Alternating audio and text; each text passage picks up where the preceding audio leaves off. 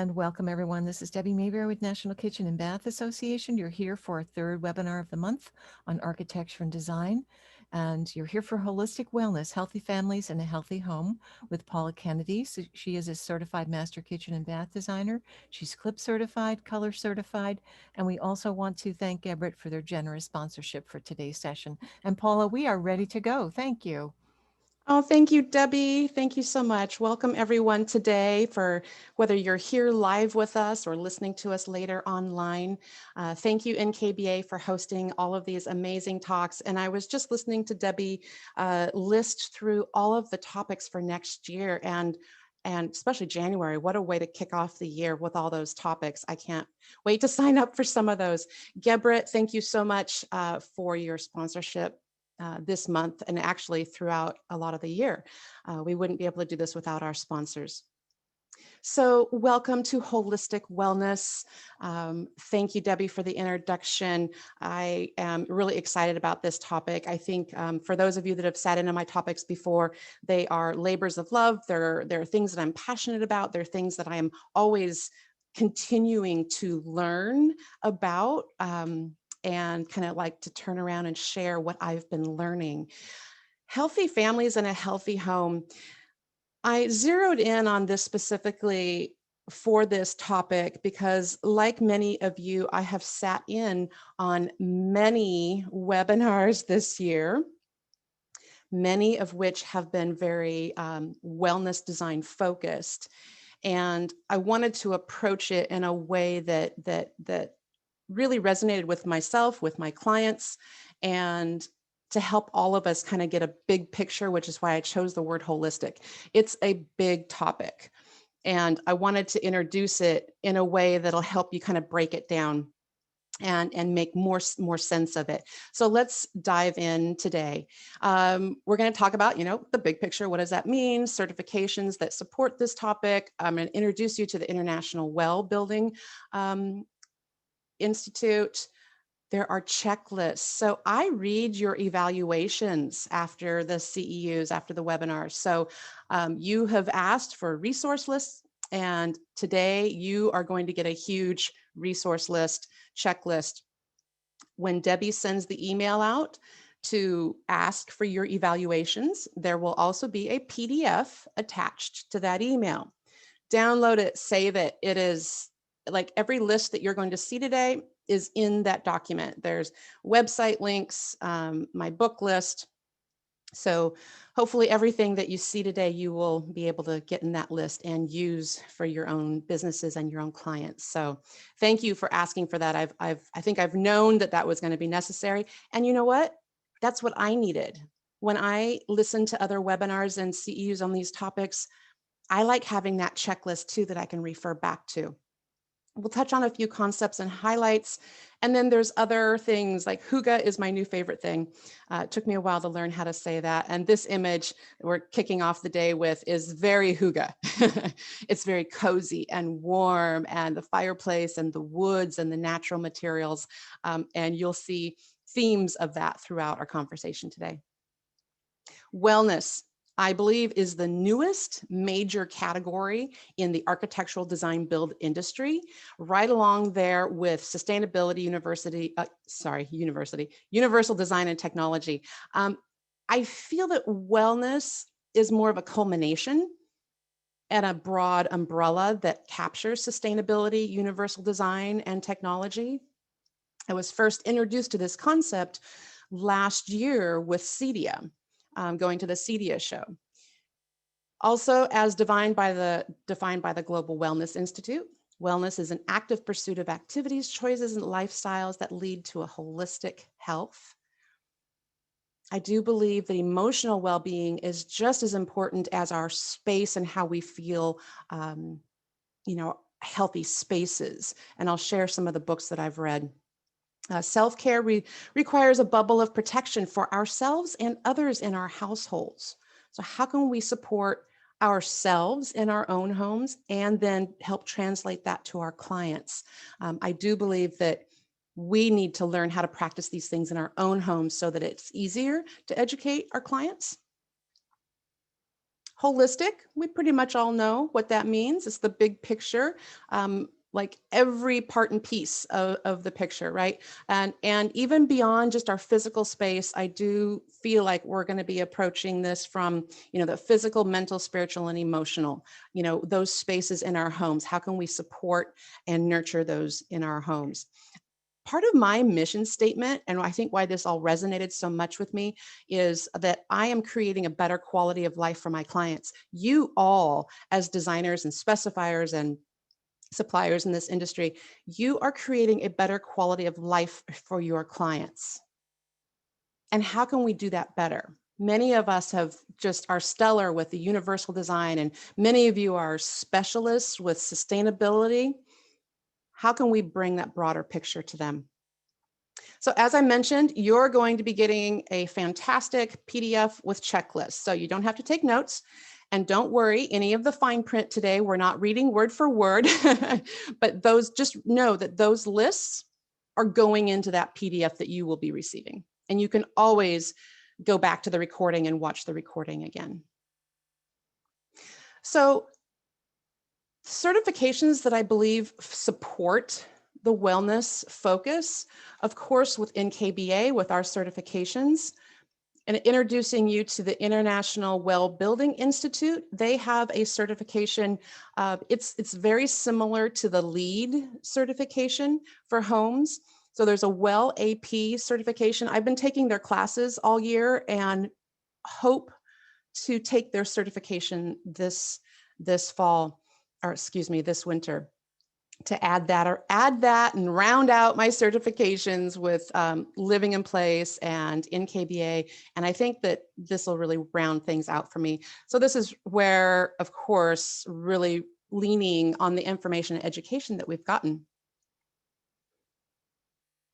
Now, to zero in a little bit more on the Well AP, these are the categories that they have broken it down into. Now, we're not, the Well AP is very commercial focused, and what I have done, which is fantastic, but what I have done is kind of parsed out, okay, how does that translate into residential? And I personally needed an organized way to learn this new methodology, and their categories are going to guide our discussion today loosely. So here's some of that fine print that we're not going to go through, but you can see they really do, from a higher level, it does sound very commercial, which is fantastic. Many of us do multi-unit buildings, and some of you will, do commercial as well. But there's a lot of this, in fact, a majority of it, and they know, and they're promoting this a lot more to interior designers who do residential, and almost everything translates into residential as well. Now, as I was doing my research this year and kind of gathering in the bucket all the information, I felt like, well, there's a lot of other things that fall into and that could be tied into the wellness design as well, from biophilic design and hygge, which is my new favorite thing, the cozier the better. Accessibility, we are all very familiar with that one. Wabi sabi, and hey, are you on the opt outside team? Right now, the gym is the outdoors is my gym. Feng shui, and even to like the 5 elements. So as I was piecing all these things together, my left brain is wanting to organize it, right? I want to organize it and kind of, how do I compare all these different things together? Well, okay, so I did. And this is in your PDF, your handout that you'll get later too. I really appreciated being able to see this and see all these different methodologies side by side, where you can start seeing the commonalities through all of them. And I'm sure I've missed some. I'm sure that there's some others that could be added to this list as well. So let's get started on our categories. So in each category, I'm going to start off with our checklist. It's a fairly random checklist, from products to solutions to challenges to concepts to ideas. And then in each category, I'm going to highlight just a few things because we only have an hour today. So And then we'll go through each category like that and wrap up talking about all those other fun, cozy things. And then I'll give you my resource list and we'll open it up for question and answer. If you have questions during the session, please put them into the Q&A box, not the comment box. Put it in the Q&A if you can, and Debbie will keep track of those, and we will address as many as we can at the end. And let's get started. So here's our first checklist for air. We're going to start with air. The first thing we think of is fresh outdoor air. So this morning, here, I'm from Seattle, Washington, so it's still morning for me. I stepped outside to get ready for you all, and I took some deep breaths of fresh air. I stretched so that I could wake up and be ready for you. And that's the first thing that comes to our mind, right? Is fresh air. Especially right now, we're thinking a lot about air quality. I had to have some education on filters and air purifications. So I went to school on that, so to speak. And of course, specifically with kitchen and bath, we've got our cooking ventilation, bath ventilation. Many of you have sat in on plenty of CEUs about that. As designers, we also have to be involved in the conversation with whole house air exchanges. But what about the good smells? What about the aroma and smell and scent? What about aromatherapy? Plants in our homes.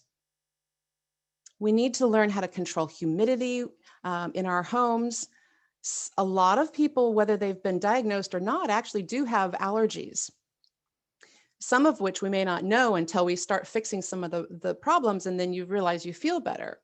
Allergens and asthma are important that we're going to talk a little bit about. There's a lot on this list. Let's just dive into a few, okay? That list will be in your PDF. Now I'll stop repeating that. So I live on the West Coast, and we have had fires and smoke over the last few years. I mean, it's not completely new, but it really just hit us hard on the West Coast this year at a level that we really were not used to. Smoke is a new adversary for us with home design and air quality. This photo up on the top here is actually from the Oregon-Washington coast in September of this year as we were driving back home because we had to cut our trip short because of the smoke. We got back to Portland and the air quality levels were over 500. Now, I called my boyfriend up in Seattle and he's like, oh, it's like 250 or almost 300 up here. And I'm like, it's over 500 here. And he didn't believe me. So we were in that hazardous, we literally could not go outside. We barely let the puppy out and back inside. So there goes my outdoor experience, right? There goes my outdoor gym. For about 3 weeks, 2 to 3 weeks, it was difficult to be able to go outside. So this is a new adversary that we need to think about with our homes and the air filtration. I think many of us, sometimes there's this out of sight, out of mind, we don't want to know. Well, I have the opportunity to live with somebody who actually does have asthma. And I have learned a lot from her over the years. And several of my clients in the last few years have experienced this as well.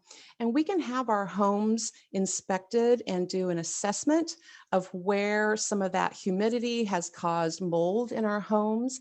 And we don't want to be breathing these things. Now, as kitchen and bath designers, those two spaces in our home are huge sources of mold and humidity. How can we ventilate those properly?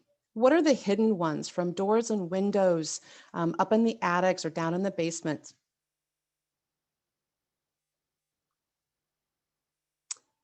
Asthma, back to the allergens and asthma triggers.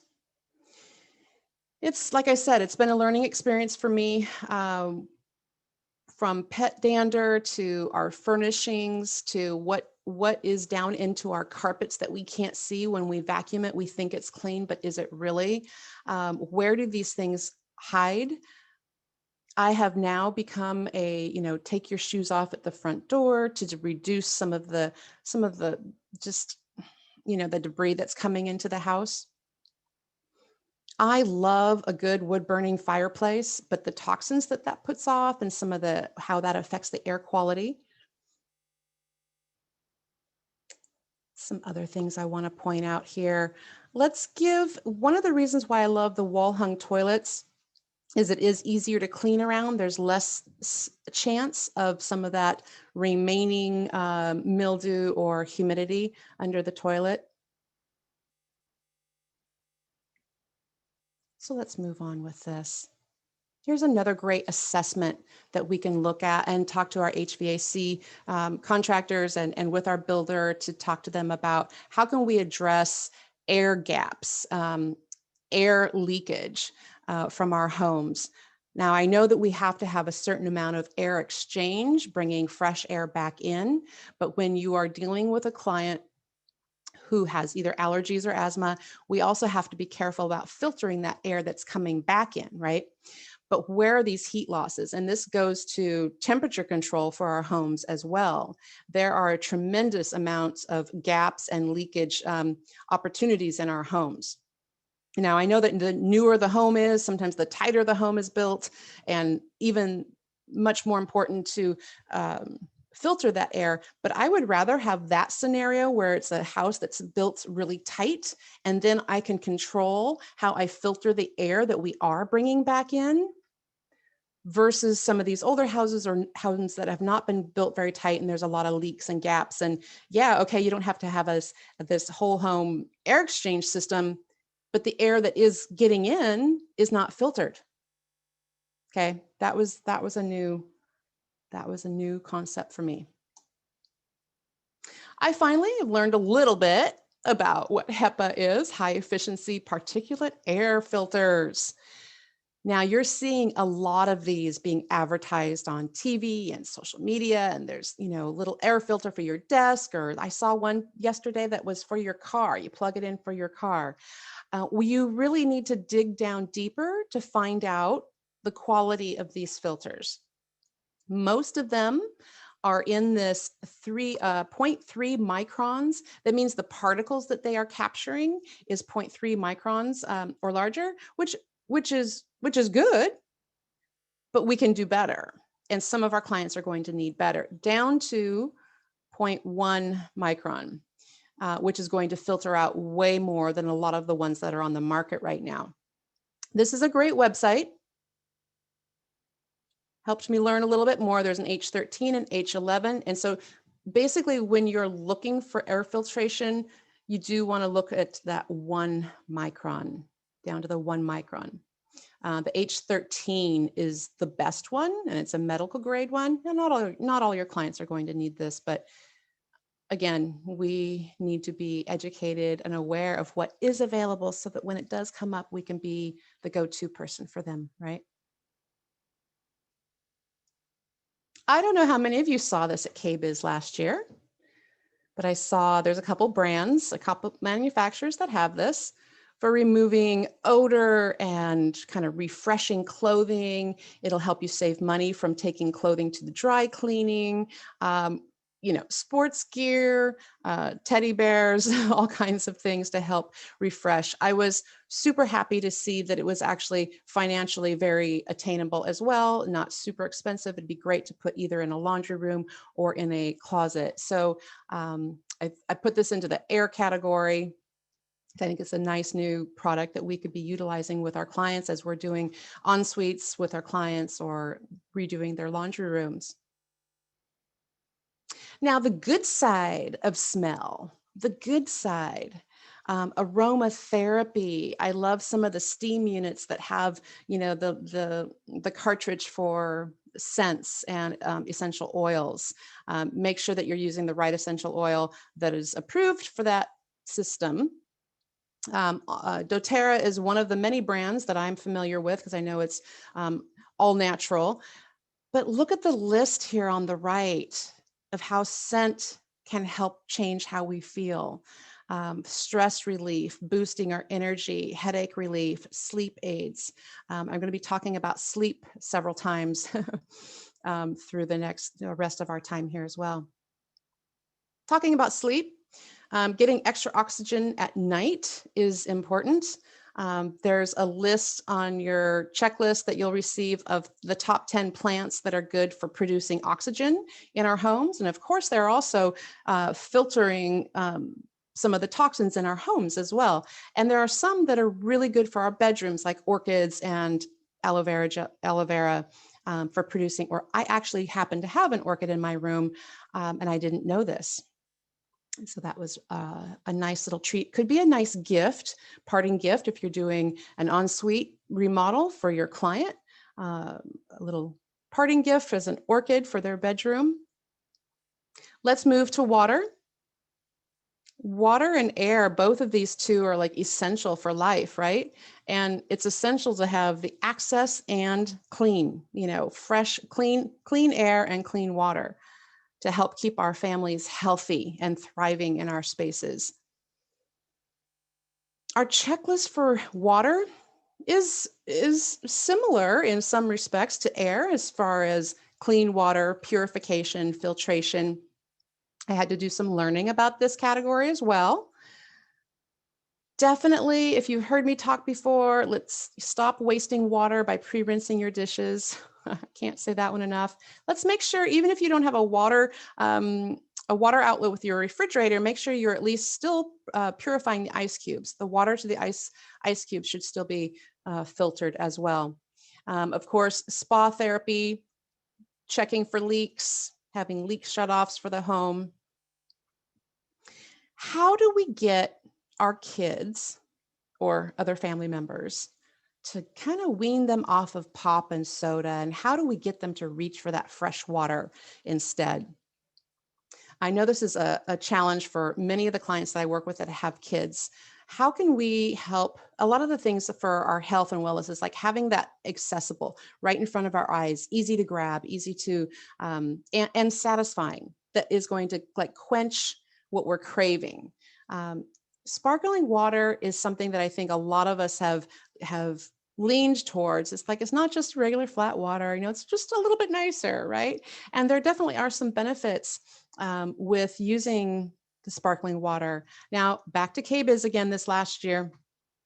I found this, I believe it's called Zip Water, has not just, the Insta-Hot and chilled cold, but it also has the sparkling. There might be another one on the market as well, but this was the one that I zeroed in on. So it's nice to have that, because I think that will help entice kids to grab something. It's still fizzy. We can add a little flavor to it, but we can control how much sugar is in it, right? Or just add some fruits. Here's some methods for water filtration and purification. The standard filtration systems. Again, we kind of go back to those microns. What is it filtering? Ozone seems to be a really good one. As I was looking through, make sure any of the systems that you choose has the NSF stamp on it, National Sanitation Foundation. The ozone is actually used for killing microorganisms in the air and water. I don't know if you saw the ozone on that checklist for air as well.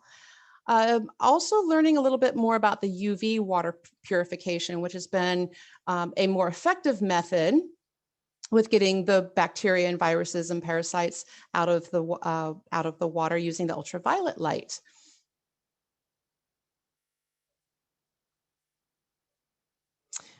Most of you know benefits of having the Insta-Hot.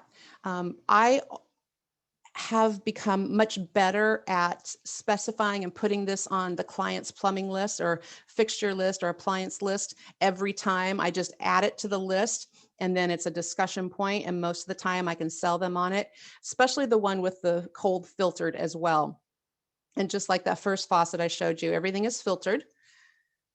But the benefits of having this, now we do have to be careful with the temperature that it's set at, and do we have kids and whatnot. So we do need to be aware of safety factors. But the benefits for having, doing a quick hot cereal, or maybe I can fill up I do a French press coffee, maybe I can fill that up without having to use the energy of heating my hot water pot. Being able to sterilize a utensil quickly, or a baby bottle, that would be fantastic. Now, I'm not a tea drinker, but I know a lot of people are. This would be a benefit for there as well. I've even heard that people using like filling it up with a pot, filling up a pot of water to kind of kickstart the boiling. So you're not starting from zero, which is going to save energy as well for the cooktop for heating boiling water. Lots of little benefits. And I think we need to sell that a little bit more. The bottle washer or the glass washer, I think they call it. I want to say it's Delta. Yeah, Delta, if it's not Brizo, one of the two. I keep getting these bottle brushes to clean out my bottles because I have all these water bottles and cycling bottles, and I hate those brushes. So when we saw this at KBIS this last year, I think they even had it the year before, was really excited about this. I have not specified one yet, but I look forward to doing that. Now we're in the water category. We can't talk about water without also talking about kind of water in how we use it with hygiene as well.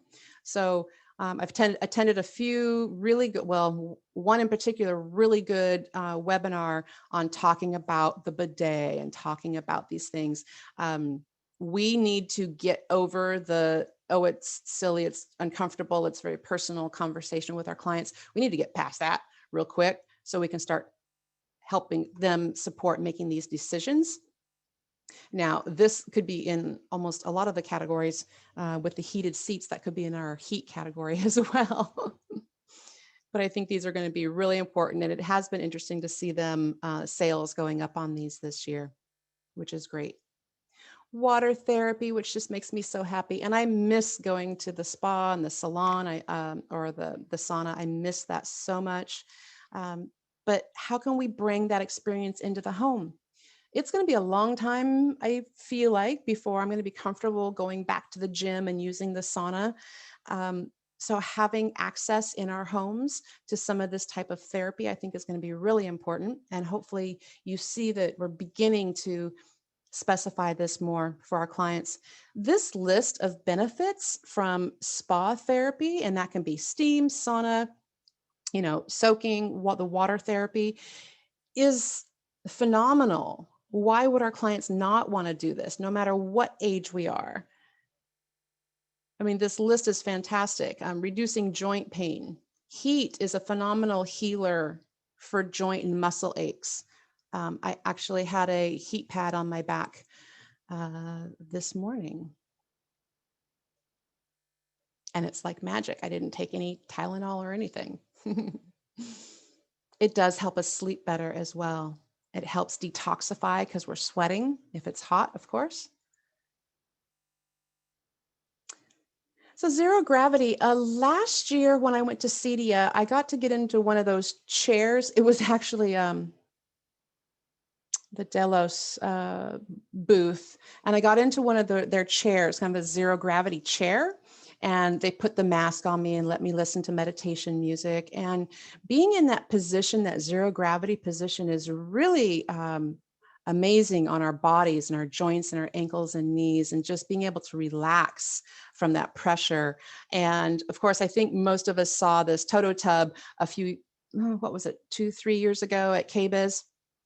And it's a nice little price point. I'm saying that, well, but the concepts, I think, how can we, especially like that chair, is there room in a meditation room to have one of those zero gravity chairs? I also, this image down on the left with this big, huge egg-like tub, there are spas out there, salons out there who have, they're called floats. You float, and it's this tub full of water that has about 1,000 pounds of Epsom salts, and you get in, and it's only about like not even half full of water. So you get in and you float, like you're half submerged, right? And you're floating effortlessly with all that salt. And then the top closes, you've got your chromotherapy and music, or the music turns off. And so you're in this total silence. And it's this almost this sensory deprivation kind of a chamber. And I know some people that might freak them out. Others were like, yeah, bring it on. So again, some of that zero gravity in the water therapy, cold versus hot. And that therapy with that, you don't necessarily have to go do the polar bear plunge, into the, cold water during winter. Maybe we can do it in our homes. A lot of us are designing these, I guess I almost want to call it like a wet room where the tub and the shower are together. They could easily be going from a hot tub to a cold shower to get this same type of therapy in their own home. Let's be sure and look. There are tubs on the market now that are actually heat. Oh, there's several, and that's not necessarily new, but let's look at some of those tubs that heat and keep the water hot longer. Leak detection, just like with air on the homes, we need to assess the entire home. And as kitchen and bath designers, we're working in those categories where we really need to be aware of this. There are multiple brands on the market now, of course, smart, connected, and some of the best ones will also turn the water off at the source as well, either at the source of the appliance or even if they're detecting, flooding situations, even at the main supply at the house. And there's many manufacturers for that. So we need to continue to reduce water wastage. Wastage? That's not a word. Let's move on to nourishment. I think of food, of course, food and gardening and all sorts of things with this category. How many of you, I bet many of us kind of did the sourdough starters this year. That'll be something that we remember 2024 moving forward. When the last Christmas, I actually got, it's called an arrow garden, like a countertop herb grower. And I started playing with that. And we actually started planting some food created a little garden outside. But as I think about nourishment and health, thinking about healthy, how can we cook healthier for our family? The steam we already know about, right?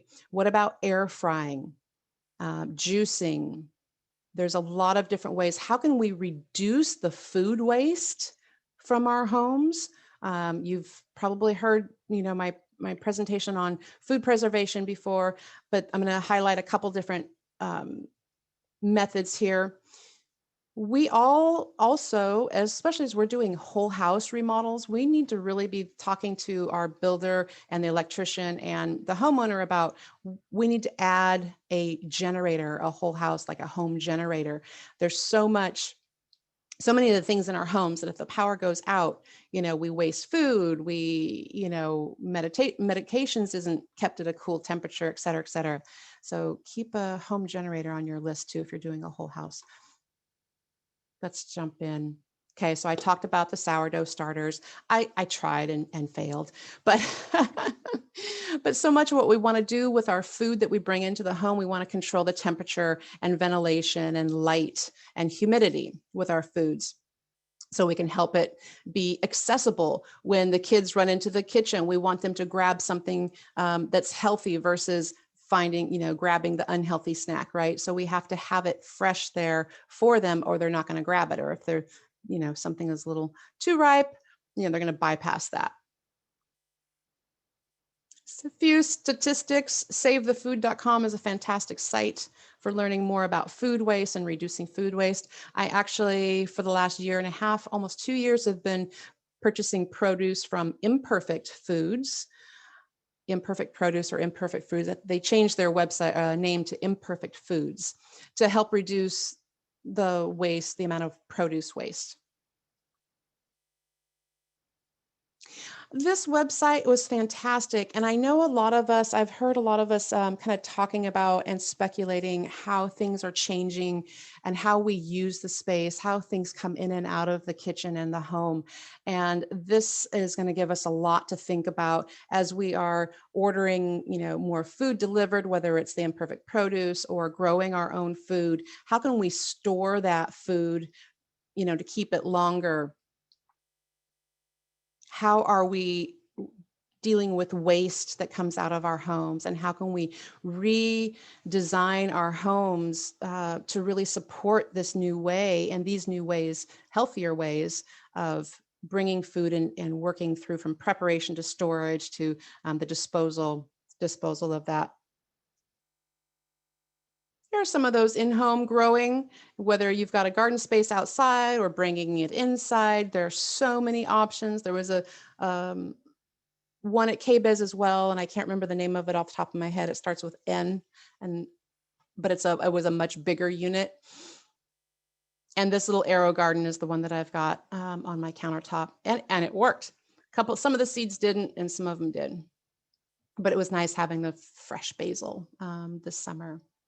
So here's one of the newer preservation options that I think we need to get a little up to speed on. A lot of the refrigeration that we have access to now are beginning to offer options for they may call it blast freeze or shock freeze or flash freeze. A lot of this technology has come from the commercial restaurant industry, and it's nice to see it now coming into residential. We can freeze food with these systems in 2 hours, which locks in the moisture and the texture, versus the 20 hours that a traditional freezer takes to fully freeze food. So this will help us One of the things we did when the pandemic hit was we went out and got a freezer chest to put in the garage so that we had room, because our little side-by-side refrigerator just didn't have room for anything. Another fantastic, and of course this is not new, the vacuum sealing. And we're all used to the countertop models. There's a lot of different models out there and a lot of different brands that do this. I particularly love the ones that do with the containers, to get the food out of the boxes and the bags, which you can't really seal properly, get them into these containers, which saves space. You can stack them, and now you can see them. In the last couple of years, I've seen some appliance manufacturers that are building them into appliances. It's more of a built-in vacuum sealing scenario, and they offer some other features as well, even with helping with canning and whatnot. So yes, I'm not a fan of countertop appliances. However, if the vacuum seal is in a pantry behind a closed door, it's less likely to be used than it would be on a countertop. So what's our solution? What if we had it on a pull-out shelf in a pantry? So it pulls out, easy access, the bags, everything is right there on that shelf, and we have an outlet behind the back of that cabinet. I think that would be a great solution for a vacuum seal. Let's think about light. Now, I don't think it's brand new now, talking about that human-centric lighting and circadian rhythms and specifying tunable and dimmable lights. Many of us have been listening and learning about how light supports aging in place and universal design, even happy lights during winter, chromotherapy. Now, I know we have access to a lot of great lighting classes within KBA, and it's a massive topic in and of itself. So I'm just going to zero in on a few points today. As designers, we need to make sure that we are not just dealing with, the ambient light and the task light and decorative light. Make sure you're dealing with the light coming in from the windows. What direction is the home facing? What type of light is coming in? And I'm going to be talking about blinds a lot. We need to be specifying blinds, because if we're helping them with lighting, but we're not managing the entire lighting plan, including the light that's coming in from the window, then we've left something out. And that is not a complete lighting plan. Chromotherapy, which I mentioned a minute ago, but this was a great chart about how these colors, how they can stimulate recirculatory systems, even our respiratory, can energize us or calm us down. I like the magenta kind of as more of a balancing, harmonizing, and relaxing with the blues. And there are many products coming out on the market now, especially in bathrooms with the plumbing fixtures that have these options with the lighting. circadian rhythms. We've been learning a lot about this and how that blue light filter and how the light color changes through the day. Again, we need to learn how to manage that with blinds, whether it's blackout blinds or drapes or whatnot, so that we can have control of that light in our rooms. For anyone that's in the, from Canada, the northern states, may have clients that are affected by the seasonal affectiveness disorder. And again, managing the lights and the color of the lights in our homes is going to be really important in supporting those of us that get through the winter months. I actually do have a light therapy. I call it my happy light that I use throughout the winter. I think more and more as we're designing new homes, this is not necessarily a new concept, but I think we will continue to see how can we bring aspects of the outdoors within our private spaces, whether it's just our backyard or maybe in the center of a home or sunrooms and whatnot is going to be really important. And we've talked about this in our storage CEU that we did earlier this year, but let's make sure that we're lighting our storage.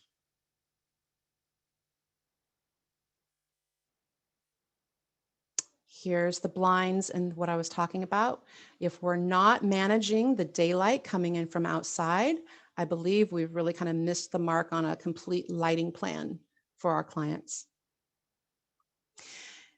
So this is something that was new that I started seeing coming out. I actually think I first saw it in Cedia and I got all excited about it. Oh, UV light kills germs. Okay, let's, put it everywhere, right?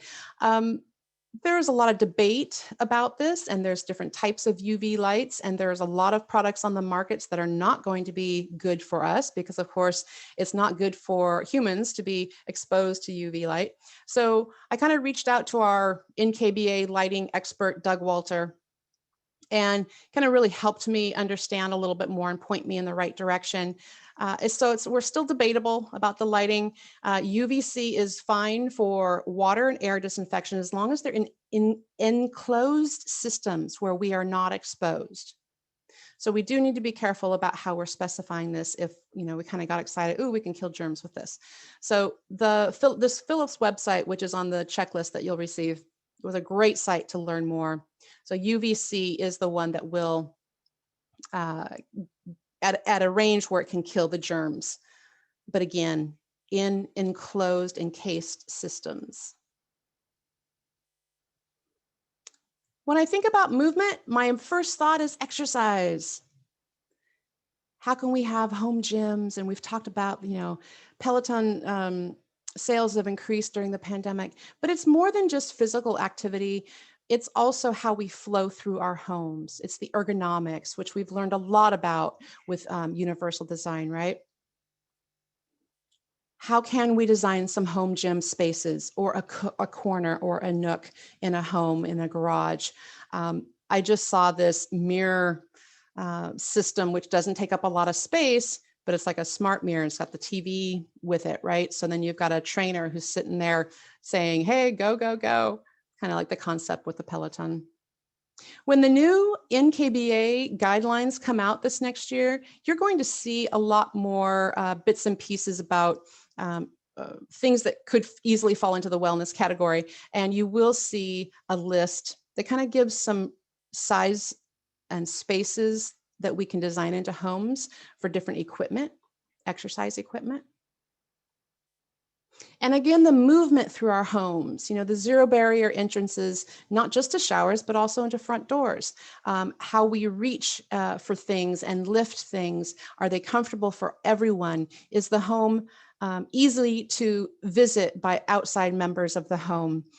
Flowing through, the work zones and the activity centers and the kitchen.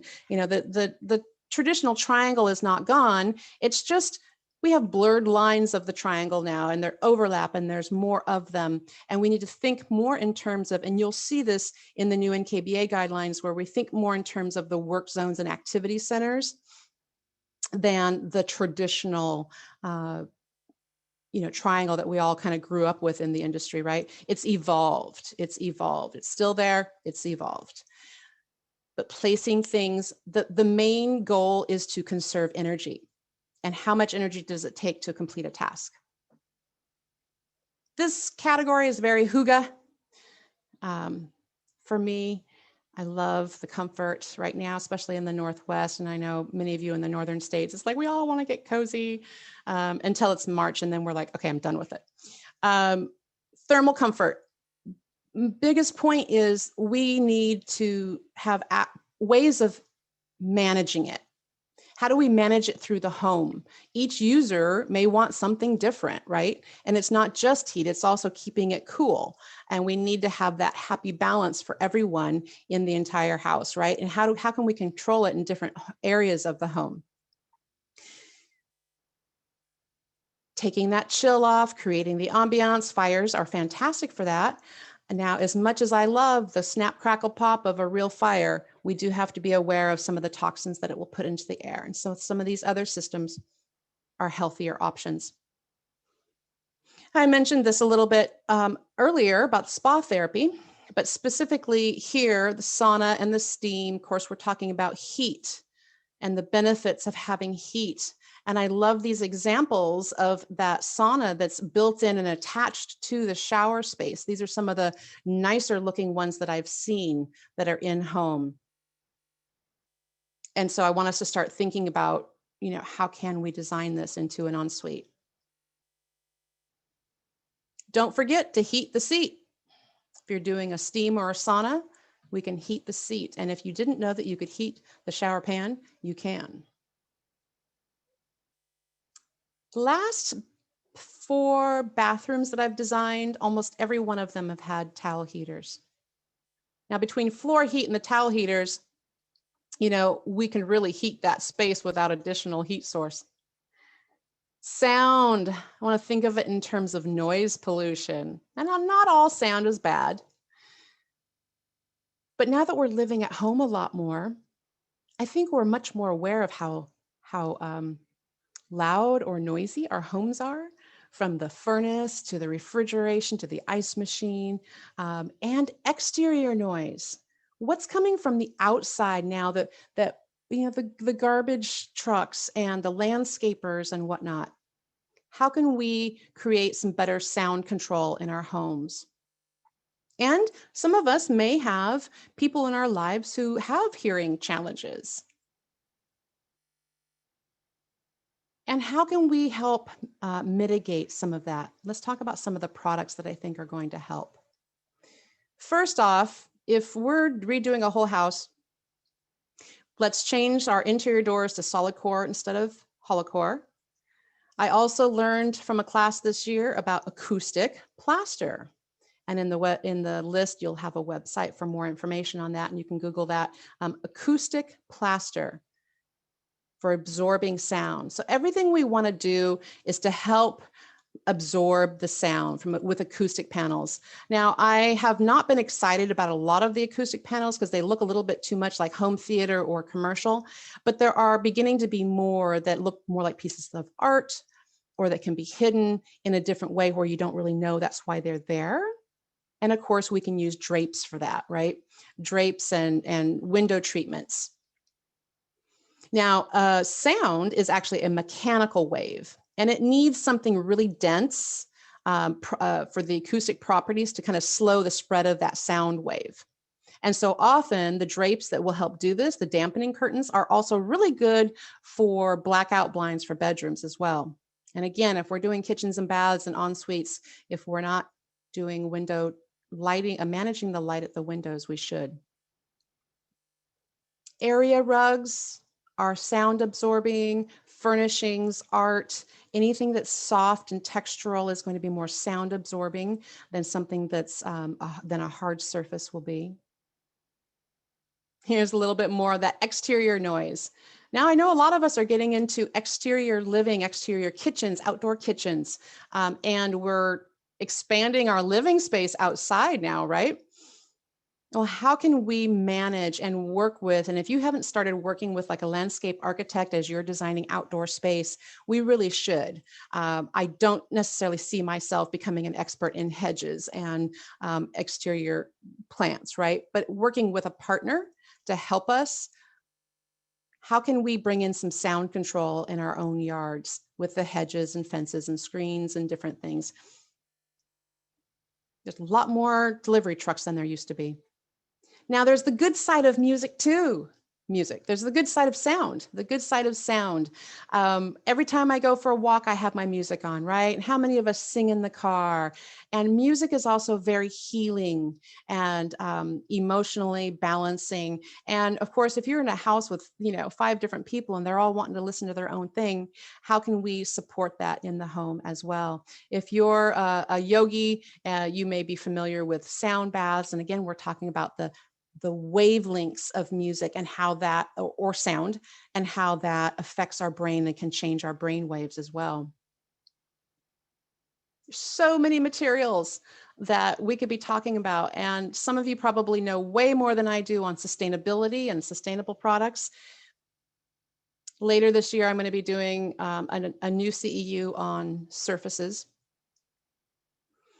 So we can rely heavily on the information that we've already learned over the years about sustainable products and reducing toxins in the home.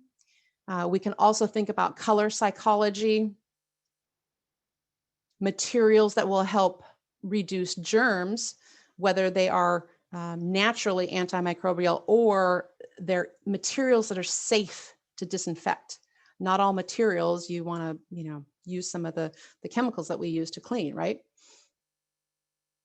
It was fascinating when we first started this pandemic to kind of think back, oh, hey, yeah, you remember back the 1918 one, some of the things that changed from that pandemic that we still use today, like the porcelain that came into the bathrooms because they were easier to clean and they were, they didn't, for the germs, they were just easier to clean. And here's a list of VOCs that we want to be familiar with. There's a lot for us to learn as kitchen and bath designers that a lot of interior designers may already have information on that are doing upholstery and furnishings. Wood. For in the material selection, I really wanted to focus on wood first. If any of you have heard the term earthing, kind of just that connection with the outdoors and connection with nature, wood will help reduce our blood pressure, reduce stress. It has a calming effect. And so the studies have shown that like when we're touching like plastic or stainless steel, there's a rise in blood pressure, and wood does not cause that to happen. It's actually also naturally antibacterial, antimicrobial. And I just threw this faucet in here just this morning before we started. It's a Brizo faucet with the wood handles. So again, where are we going to touch? What are we touching in our space?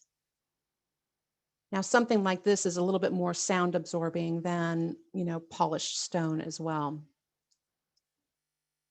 Cork is probably one of my new favorite topics in this category. It just covers so many different issues in our homes. It's naturally antimicrobial. It's comfortable on our joints. It's comfortable to stand. Like right now, I'm standing on hardwood floor. Standing on cork just has a little bit more give. It's a little bit more comfortable on our joints. It's quieter. There's more sound absorption qualities to this. It's naturally hypoallergenic, non-toxic. With the correct underlayment, it can also be used in a waterproof scenarios with kitchens and bathrooms. I did a bathroom last year with this and they love it. It has a lot of the same qualities as wood does because of course it's taken from the outside layers of a tree. Another wood product, pressed paper product. I don't know how many of you are familiar with these, Richlight or Paper Stone. They are pressed paper products, both manufactured in the Northwest. Recycled paper from trees, similar wood properties as wood, right? Has a warmer touch to it, more sound better sound acoustics, naturally antimicrobial. It still resists up to, heat resistant. It will, if you've ever used it before for your clients, it will patina over time. And we can kind of re-oil it and bring it back to its full luster, but it will patina and it will age a bit. So it has to specify it for the right client, right? Marmoleum, it was a few years ago. which that's a name brand, Marmolium. It's a linseed oil material, comes in sheets or tiles. I used this in a kitchen a few years ago. Again, it is softer to stand on than a ceramic or porcelain. It's a warmer material. Beautiful colors to play with as well. I did something similar to this kitchen with the checkerboard, not as stark as black and white, but I did charcoal and cream, just like this image. Solid surface countertops. And what I mean by that is like the Corian type products or the man-made products. They are going to be a little bit more sound absorptive, softer, warmer to the touch, easy to clean. We can get them as seamless as possible. I think we're going to see a resurgence of these brands in our spaces. As long as we're doing like a matte surface, it will reduce glare. Glare can be hard for certain people with different visual circumstances. Benefits of copper, naturally antimicrobial. This is a fantastic product that we can use. Again, it's going to be for the right client. And everything we're talking about is just like with universal design. One size does not fit all. Every client is going to need different things. But of course, with copper, we know that it will patina over time as well, right? So we need to make sure that we're specifying for the right job and the right client. But it is a phenomenal product that I think we should remember and consider. Our mind centering. I know so many of my clients here, you know, they do yoga or they do meditation, and now they're having to do it at home. How can we give them spaces at home to do this? It kind of goes back to the home gym, right? Can we give them a meditation corner? How can we, you know, that zero gravity chair? And a lot of what we've talked about today all supports this concept of the mind and having a healthy mind, right? There's a lot of things that we can do to help do this.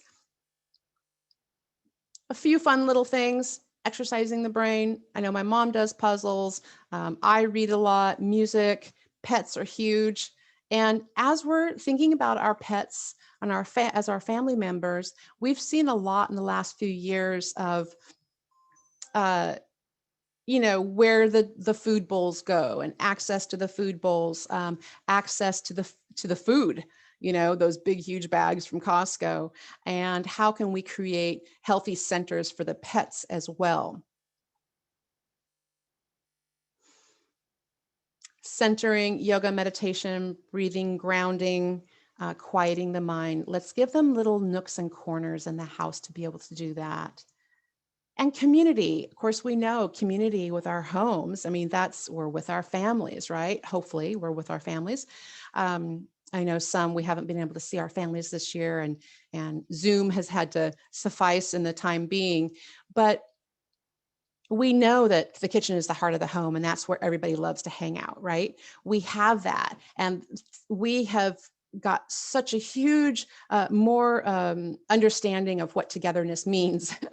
And I don't know that it's going to be a long time before I get frustrated with having, you know, kids underfoot, because I think we're all just hungry for that community. And I think it's amazing when you look at one way or another, people have created a community, even from a distance. And we need to make sure that we're reaching out to others who may not have a lot of people in their home right now. But we know dining and eating and that nourishment and comfort and that air quality all is going to create a healthy space to have that community in our homes. But places to gather or places to scatter? Now, remember, thinking back about the mind, and many of us also need some downtime. And we need that little nook. And this is very hygge as well, that little reading nook.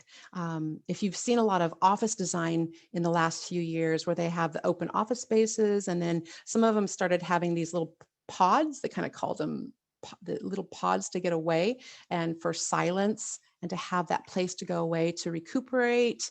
Maybe you've got some introverts in your home that need a little alone time or some space to go read, and then they can come back to gather again. Visitability, of course, we have learned with universal design, how easy is it for your home to be visited. A few years ago, we bought my mom this Nix Play photo frame, and my sister and I can literally, like, as we're out and about taking photos, we can upload it immediately to her frame, and it keeps her connected to what's going on in our daily lives. It's literally been the best present she says she's ever gotten in forever. So we have talked a lot about innovation already. So many of the things that we've talked about already included technology and innovation. So I'm not going to take more time to talk about it again, but there is a checklist here of some of those things. And there's so much that we didn't have time to talk about, like touchless faucets and motion sensors. Most of those things you're familiar with already. But let's talk about a couple of those other things that I think fall into this category as well, and then we will open it up for questions here. Biophilic design, that's that connection with nature. And it can be mimicry as well. It can be wallpaper with greenery on it. It can be, God forbid, a fake plant, or an image of an outdoor space. If you don't have access to a window, do we have a piece of art? Accessibility, of course, we know. And my new favorite, Hygge, the cozier, the better. Learning a lot from Norway and some of those countries. So earthing, you saw me kind of touching that tree out my backyard. There's this concept of earthing that will also help as far as the mind and grounding us. And if you don't have a little patch of grass in your yard, most of us do. Most of us have a patch of grass in our front yard or backyard, or maybe you've got a park nearby. We do want to make sure that that grassy space is clean. It's not the pet corner. About, Matt, every day, if we could have between 15, to 20 minutes of just that barefoot grounding us, because that damp grass helps provide it has a negative grounding charge to cancel out the positive electrons that are toxifying our bodies. There's so much science for us to learn in this entire category. Another Nordic, let's see if I can say this right, friluftsliv, free air life, that connection to outside. Even if we live in the northern states or Canada, we can still get outside through the winter. We just have to have the proper gear. And a couple months ago, I got a good rain jacket. I've got layers because I am determined I am going to continue using the outdoors as my gym through winter as much as I can, rain or shine. But with the proper gear, I can do it. And we need it. We're going to need it to get through. Outdoor life, outdoor living. I love the different forms of fire that we can have out for warmth. We could even use water features for some of that white noise if we need to kind of drown out some of the neighborhood noise. With wellness design, there's also this sense of simplifying our lives. How many of you have taken loads of furniture or whatnot, or clothes, to consignment or to Goodwill this year? I think Goodwill was kind of inundated this year with drop-offs. We're just kind of wanting to simplify our lives and have a more well-curated home. Biophilic in the bathroom. I'm working on a separate class just for this, for biophilia in the bathroom space. And color psychology. So if you attended my class earlier this year, and I'm going to do a little bit more on psychology later in 2021 as well. Color psychology. I did not, maybe I should. I'll put this chart in the handout. I'll copy and paste this chart into the handout that I'll send you. So in our closing thoughts, because I really just want to make sure we have time for discussion and question and answer here, and we're right at 10 o'clock here.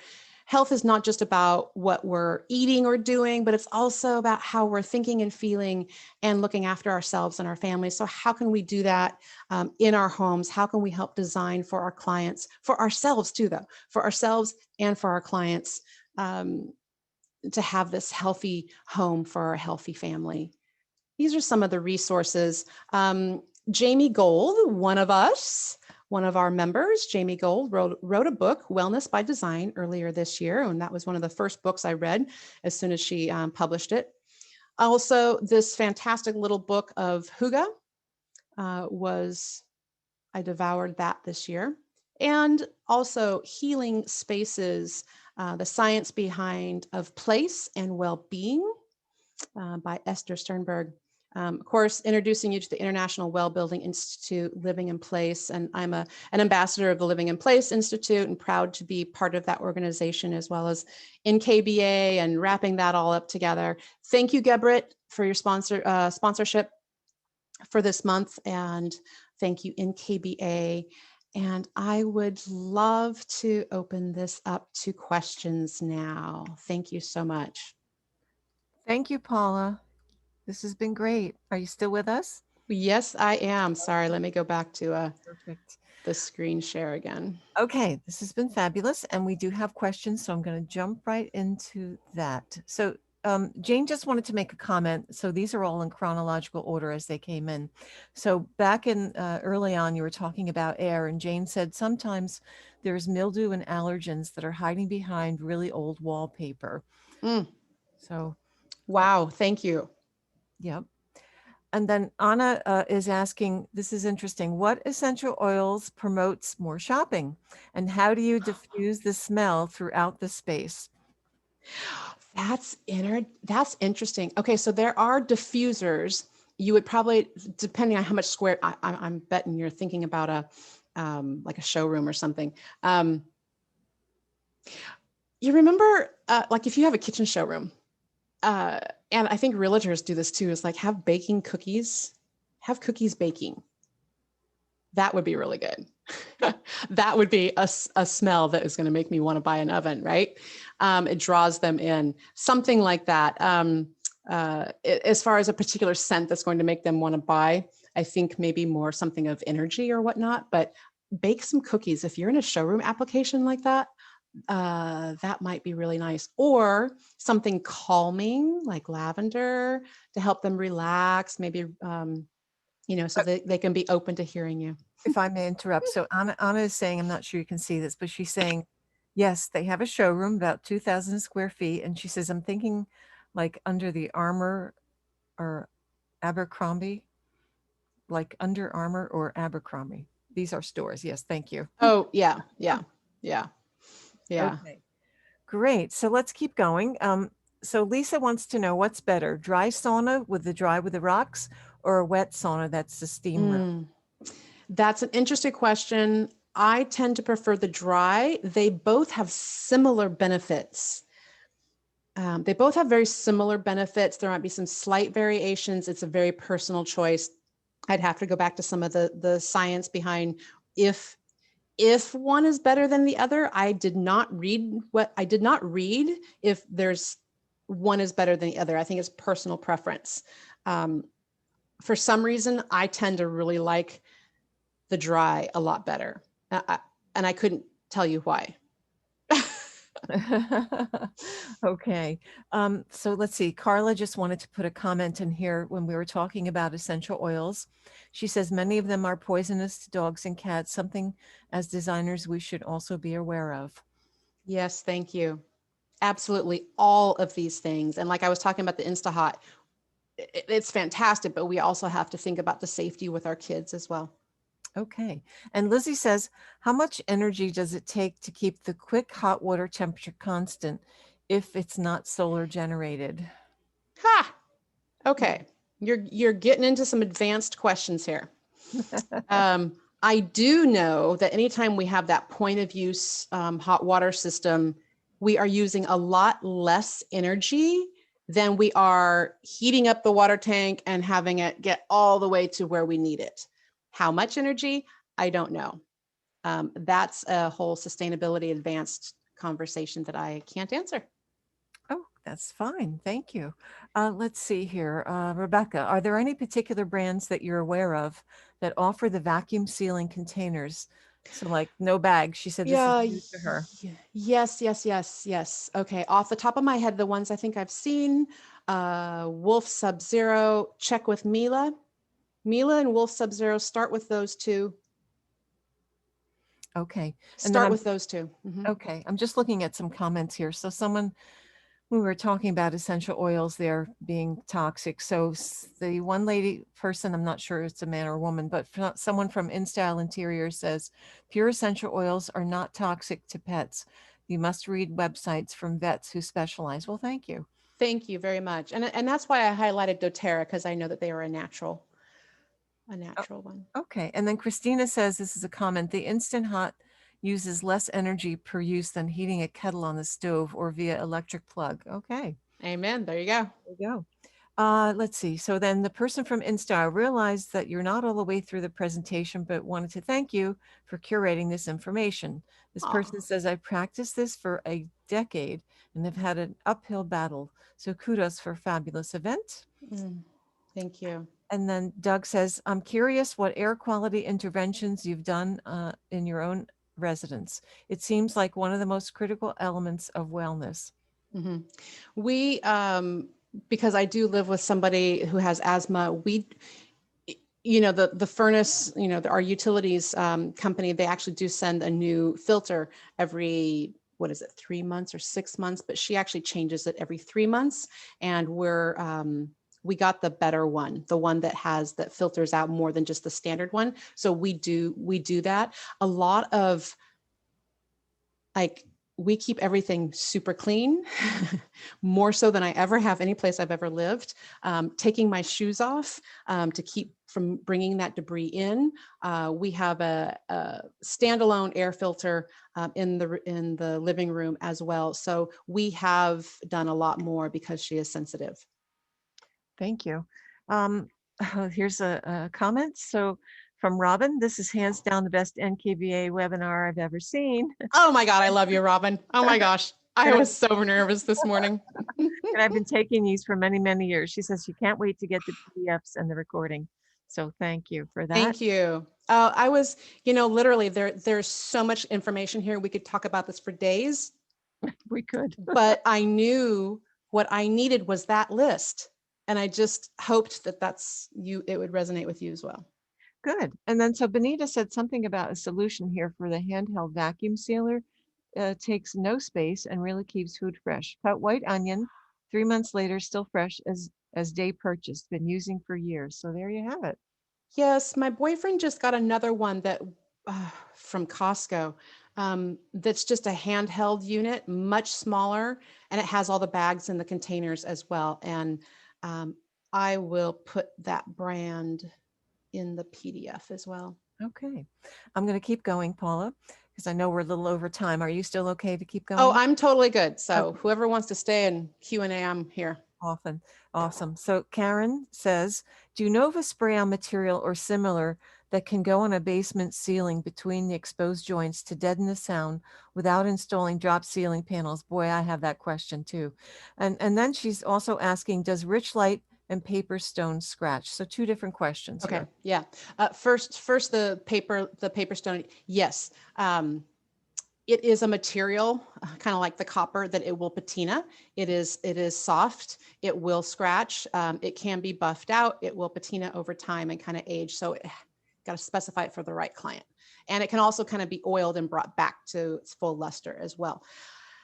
The other question. Yep. The other question. Look into acoustic. What did I call it? It was on that slide for the acoustic panels. Acoustic plaster. That seems like one of the best things on the market right now. I was so excited about that. And I've got the link to the website is in the PDF. Acoustic plaster. Okay. Think of it in kind of terms of a different, instead of drywall, because of the sound absorbing properties. And if we have some major issues around sound in our home, we may need to reach out to people that work in the home theater environment. Oh, that's a good idea.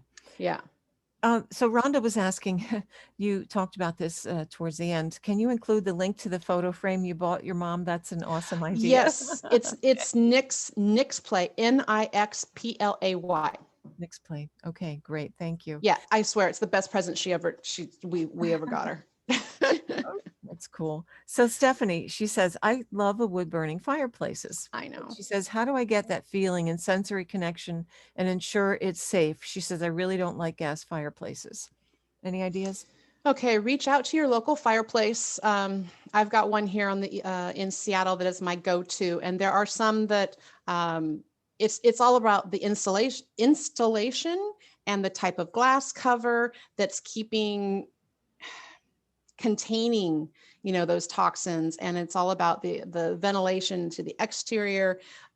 It will never be as toxin free as some of the other systems, but there are going to be some that are better than others. So do extra, find your local fireplace company. And I don't know the specific answer except, and that's true of most of us. It's like, I may not be able to answer that, but I know who to go to. Thank you for that. So here's a question from um, Angelica. I'm sorry if I'm not pronouncing it correctly, but you're talking about bubbly water as an alternative to drinking soda. She said, I was at the dentist this year and he asked me if I have one of the soda streams at home. Apparently, my teeth were showing the signs of bicarbonic acid, which is in bubbly water. Since then, we stopped drinking bubbly water in favor of just plain water. Okay. All Hmm. right. See, we keep learning and the Mm-hmm. science, okay. Thank Yeah. you. Thank you. Thank you. That's fantastic. It's the same thing that I was learning about the UVC lights. We're all excited. Oh, this is the new safe, get rid of the germs. And then, Doug's like, yeah, maybe not. Oh, okay. Back to the drawing board. So Anna says she thinks that this could be an entire college course. Thanks for Oh, organizing and sharing. seriously. Yeah, yeah. And that's why, in addition to Living in Place and NKBA, that I'm also reaching out. And I know we've done some sessions working with the International Well Building Institute. And that's why I'm going to add that well certification, because I think it really rounds out so much of what we do. That's a great idea. So Cindy would like to know, you were talking about acoustic plaster. Can you use the acoustic plaster on the ceiling, like in a condo, Yes, to deaden sound from the unit above? yes. Okay, Mhm. perfect. So I am still looking for more questions, and there are a couple more. Jaylene, what would you suggest for in-home air quality if the client has a cat and there is cat hair? Uh, okay, so that's not necessarily a standard HEPA filter will be fine. Let's see what's their dander though. So it's all about the size, the 0.3 micron or the 0.1. If you can go down to the 0.1, that's always going to be the best one. So you're going to want to up your game on the level of HEPA filter that you use. Okay, and then I think that's the H13. H13, right? You did talk about HEPA filters. Let's see. So Doris says, when you sit by a wood burning fireplace, it makes you sleepy um, Oh, from being by a wood burning fireplace. So I'm not sure what the question is there, but it might be more of a comment than anything else. yeah, it's that warmth. I think that warmth makes us cozy and sleepy. So, yeah, absolutely. Yeah, yep. So I think I have come to the end of the questions here. Lots of comments about thanks for a great presentation, etc. And I echo the same, Paula. This has been really, really interesting and Oh, thank you. enjoyed very much. Thank you. Thank you. Well, I'll add a few more bits and pieces to that PDF and I'll send that to Debbie so she can send it out to all of you. And I hope that you continue to grow that list. And I think as we grow within KBA, I think just add this, like I said, I think it's our another major category, just like universal design and technology and sustainability. It's the next major category that we need to be driving as kitchen and bath designers. So thank you guys so much. Yeah, this could have gone on forever, but thank you for allowing me that space to I'm just kind of feel like I'm just scratching the surface, but the substance I think is going to be in that PDF that you're going to receive and be able to keep at hand. So thank Well, you. well, thank you so much, Paula. And thanks again to Gebra and to all of you that attended today. We really appreciate that you're here. Have a wonderful holiday. Happy holidays.